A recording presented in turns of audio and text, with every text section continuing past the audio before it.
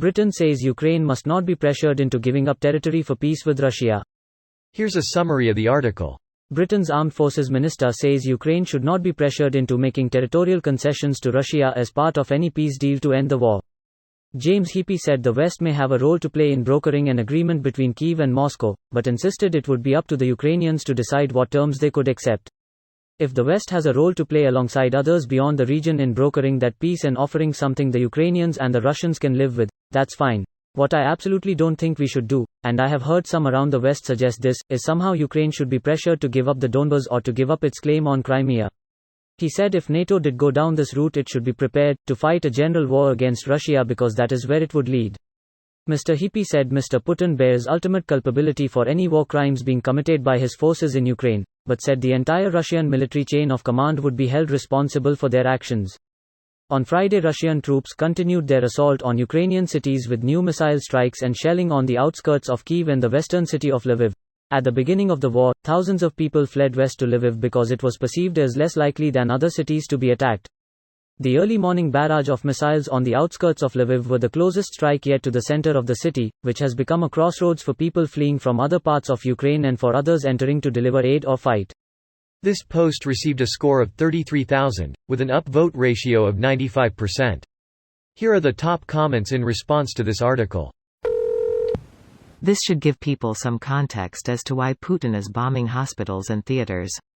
Russia may not be able to hold objectives or win outright, but they can inflict a shitload of suffering. If they can't win with ground troops, they will just reduce it to rubble, so it's not an enemy stronghold anymore. Claimed and politically welcomed, claimed by ground forces with infrastructure intact, claimed by destroying entire city. No population left contested. That's the order of priorities for Russia as they attempt to take objectives. Given Ukraine's geography, climate, road layout and surface type, bypassing cities is worse than destroying them completely for Russia. The bombardment and widespread razing of entire cities is a clear indication of the Russian army's failure and desperation to win any objectives and how damn good the Ukrainian defense is. And it puts Zelensky in a very tough position. Accept the terms now and see the partition of your country. Hold out for a better deal and see more of your citizens killed and maimed. That's why I hope the Ukrainians can not just hold the line against the Russian army but actively defeat them. And the key to that seems to be more advanced weaponry, especially high-altitude ground-to-air missiles. We are in the current situation where Ukraine have the stronger negotiating position because Zelensky didn't roll over. By tightening the sanctions, and Ukraine holding on, Russia may soon be unable to continue the fight. I think Zelensky knows very well that this is absolutely the wrong time to roll over. Just to emphasize, all the murder is on Putin even after Zelensky turns down awful peace deals. Not only that, but if Zelensky folds too early, then there's a lot less stopping Russia from just trying again down the line when they sniff out a hint of weakness from Ukraine in the future. Which there is clear precedent for, since that's exactly what happened with Crimea and that led to the current situation. That's the problem with folding. You may be cutting your losses then and there, but it also shows the opponent that you may give away free shit if they escalate conflict, with nothing to back it up. Zelensky, however, has called, and Russia has shown that it was raising with nothing. What says Russia won't attack again in the near future? We have seen countless times that you can't trust Russia at all.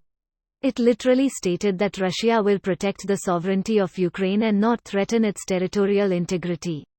Russia literally signed a memorandum that they wouldn't invade Ukraine, grab their land, threaten their political independence, or use any force in relation to these acts. Considering all the other lies Russia tells, they cannot be trusted in any way. Russia is like the narcissistic, lying schoolyard bully. This video was automatically created by Reddit to speech.